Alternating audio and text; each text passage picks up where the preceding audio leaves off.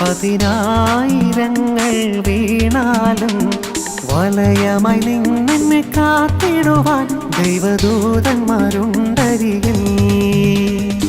ആയിരങ്ങൾ വീണാലും പതിനായിരങ്ങൾ വീണാലും വലയമായി നിന്നെ കാത്തിടുവാൻ ദൈവദൂതന്മാരുണ്ടരികിൽ.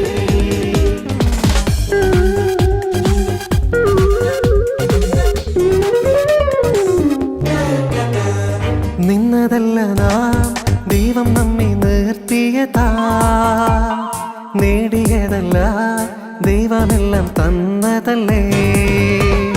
നിന്നതല്ല നാം ദൈവം നമ്മെ നിർത്തിയ